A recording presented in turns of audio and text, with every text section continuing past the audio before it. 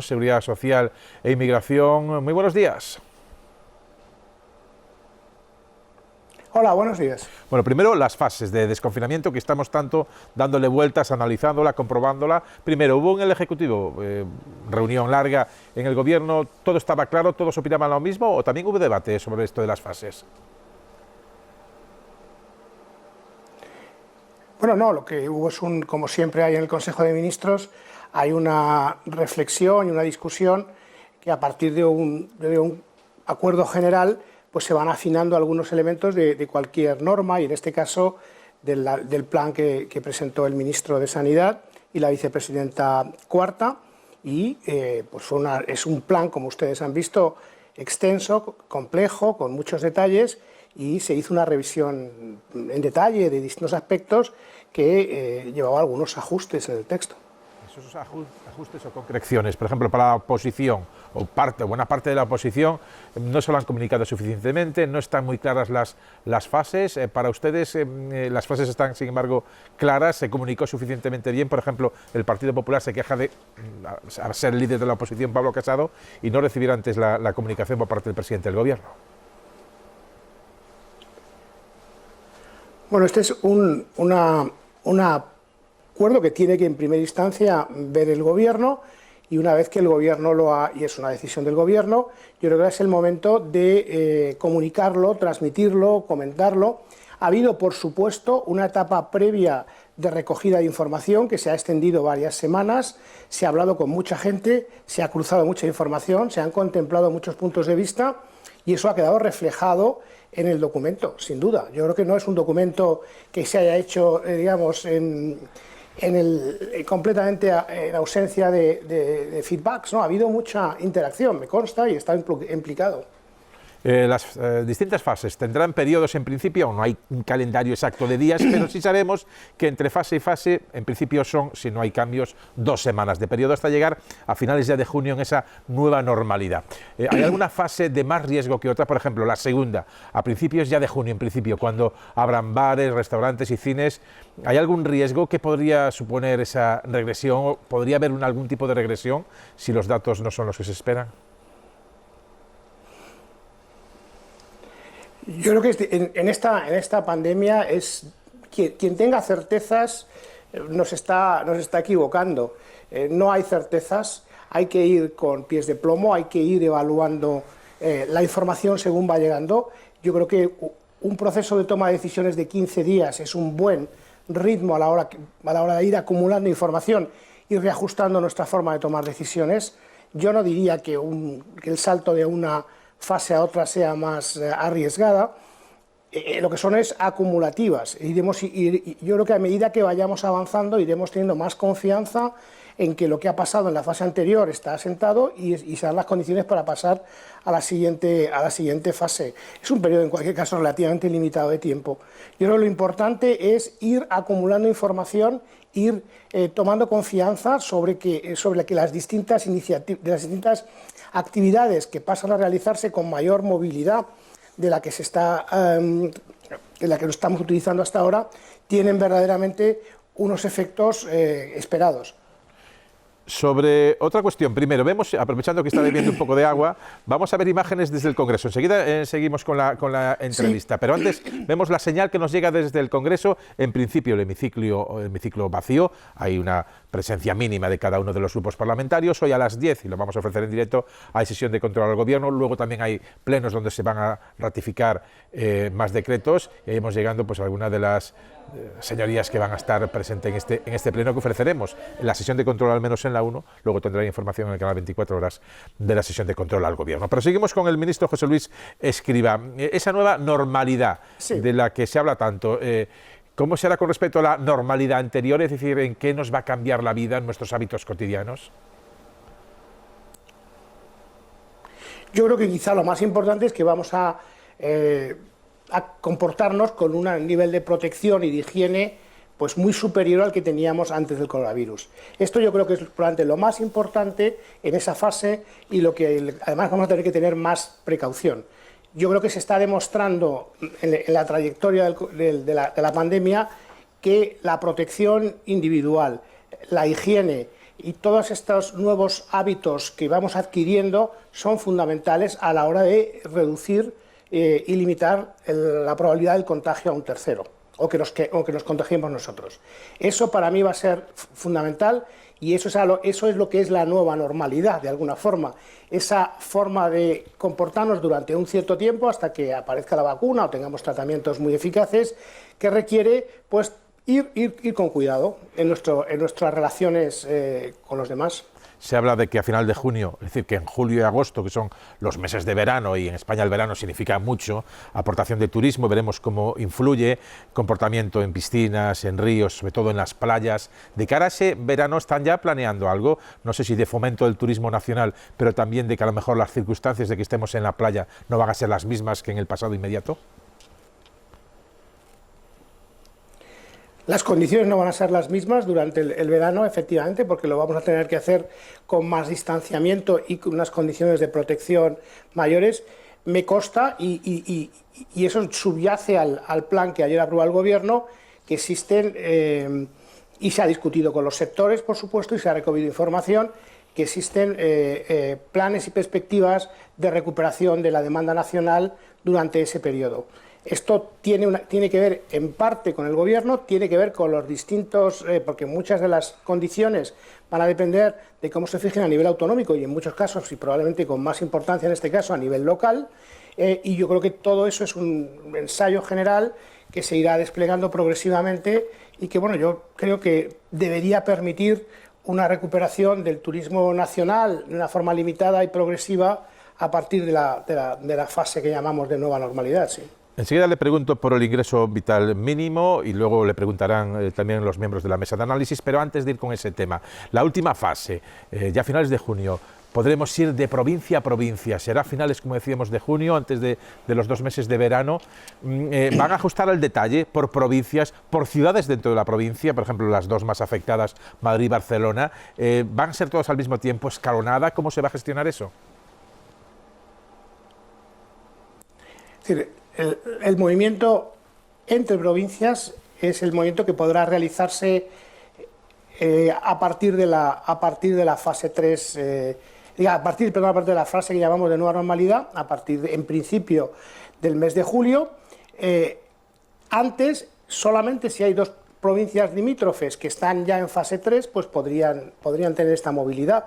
Pero en principio la reflexión es que a partir de julio es cuando van a poder realizarse movimientos interprovinciales. Ese es el calendario previsto en principio. Ya sabe que esto está sometido a reconsideración en función de la evolución de los distintos indicadores que marcan el panel de referencia.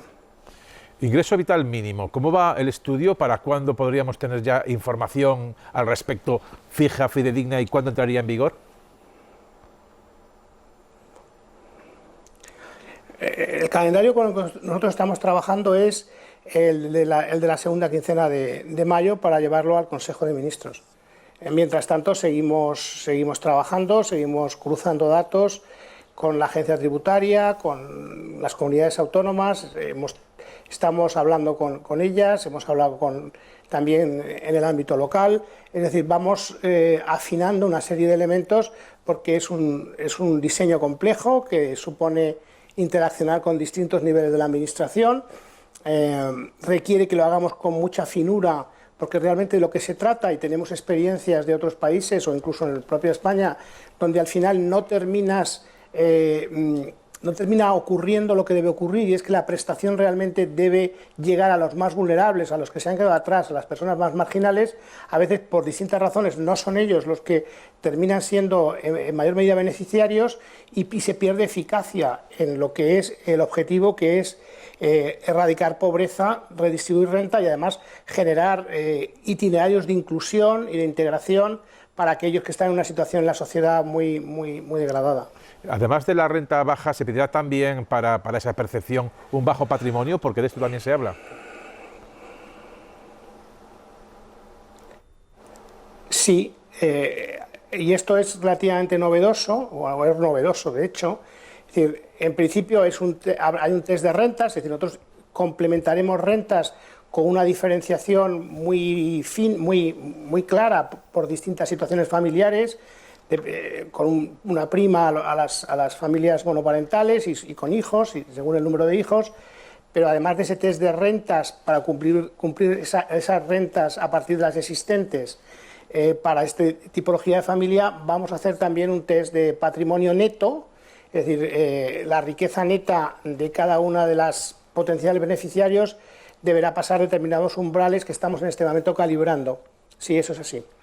Por cierto, ya se ha superado el desencuentro con Pablo Iglesias cuando se comentó que iba a haber una rueda de prensa. Usted estaba siendo entrevistado en ese momento, creo que en la cadena SER. Dijo, pues me acabo de enterar, no sabía nada. ¿Lo han hablado entre ustedes? ¿Ya está todo solventado?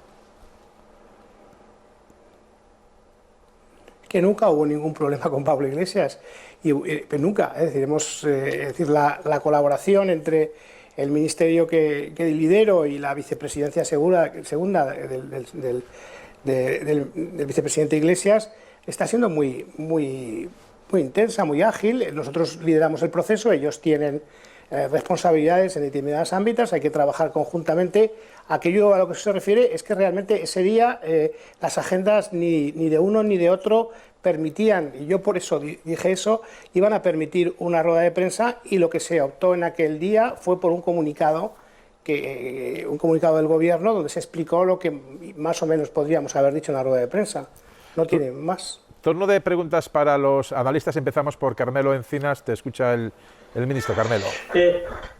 Ministro, ¿qué tal? Buenos días. Bueno, recordará usted que la anterior crisis, la que partió en 2008, la gran red de protección fueron los jubilados que con su pensión sujetaron a nietos y a hijos, ¿no? Hijos parados y nietos que dependieron de los abuelos. Entonces yo le pregunto si el sistema público de pensiones, que ya tenía problemas antes de que nos cayera encima el COVID-19, va a poder sujetar de nuevo, va a seguir siendo esa red de protección. Es decir, ¿pueden ustedes garantizar ahora mismo que no va a haber recortes en las pensiones?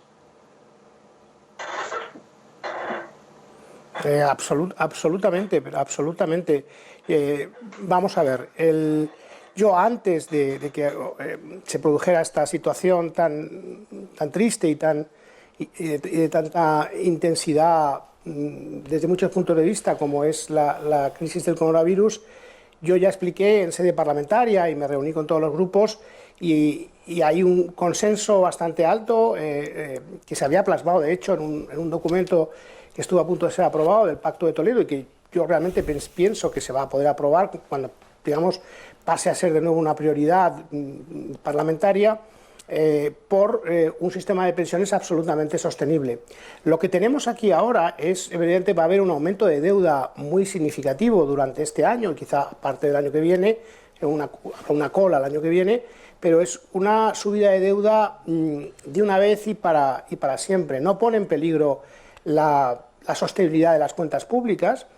De hecho, pues mire, es decir, las primas de riesgo se mantienen, que son los indicadores habituales. Me estaba usted hablando del periodo de la crisis, donde llegaron a estar a 600 y pico puntos básicos y tuvo que intervenir el Banco Central Europeo. España perdió, si no recuerdo, 9 escalones de rating durante la crisis.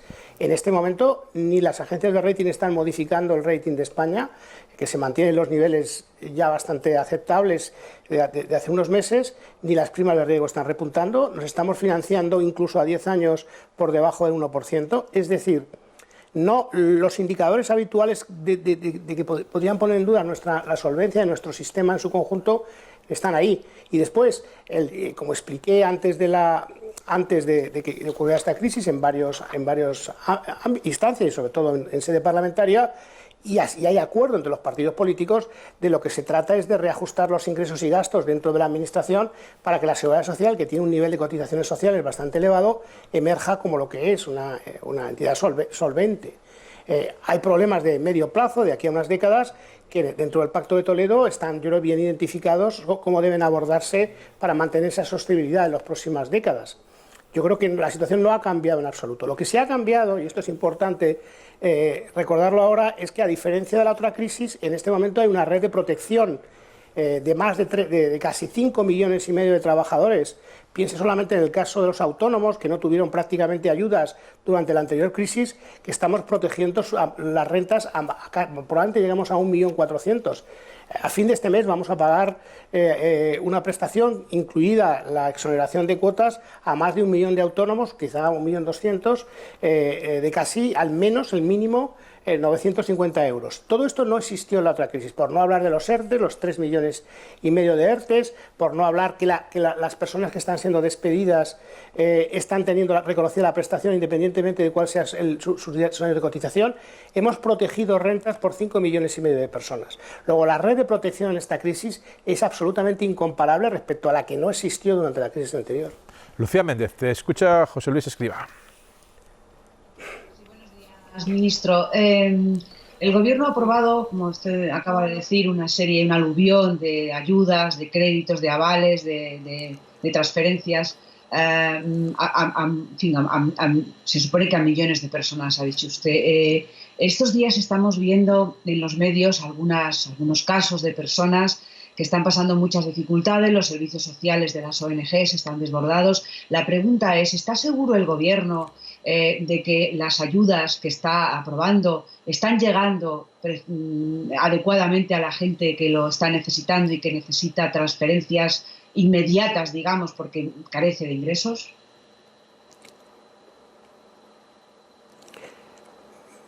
Yo creo que puede que haya algún desfase de semanas en alguna transferencia, porque poner en marcha todo este sistema y estas nuevas prestaciones a través de la Seguridad Social y del SEPE fundamentalmente ha sido una tarea ingente, a la que, por cierto, todos tenemos que agradecer a los funcionarios que han estado trabajando de forma tan abnegada para que esto llegue así, y puede haber habido algún retraso en la gestión administrativa, pero que no es en ningún caso generalizado y que en cualquier caso se va a corregir. Es decir, las prestaciones, por darle un ejemplo, que conozco precisamente, de las solicitudes que nos está llegando de autónomos, de la prestación nueva para los autónomos, la que me he referido anteriormente, estamos aprobando el 97%. Eso nos permite que a final de este mes pues estemos pagando a más de 1 millón de autónomos. Al final de este mes, y ya pagamos el 17 de abril una primera paga a una cantidad altísima.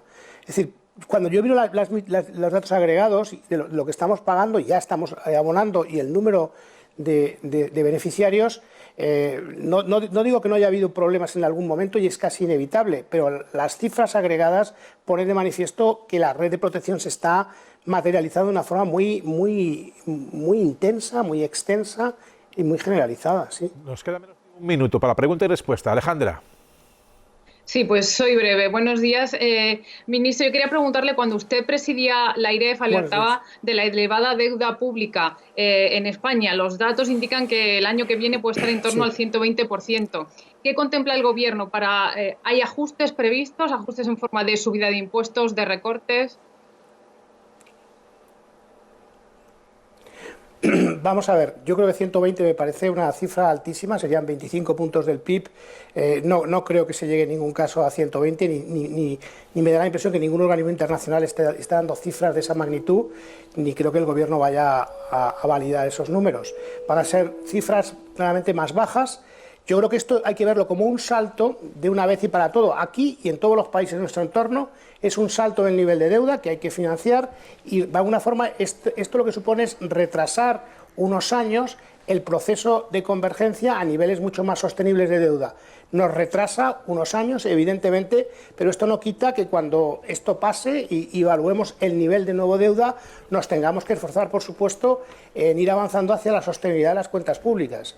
Yo creo que los mercados, lo decía antes, y las agencias de rating están, de alguna forma, al no tocar los spreads, al no moverse los spreads y, sobre todo, no tocar los niveles de rating, están, de alguna forma, avalando que lo que creían que íbamos a hacer antes, lo vamos a hacer, pero con más retraso, con unos años de retraso retraso inevitablemente. Esto nos ha cambiado la secuencia temporal a la que tenemos que abordar el proceso de reconducción de la deuda a niveles más sostenibles. Aquí lo tenemos que dejar, señor ministro, porque estábamos viendo entrar ya en el hemiciclo para la sesión de control al Gobierno al presidente Pedro Sánchez, ahora al vicepresidente segundo Pablo Iglesias. José Luis Escrivá, ministro de Inclusión, Seguridad Social e Inmigración, muchísimas gracias por atender la llamada y aclararnos dudas aquí en Televisión Española, la televisión pública.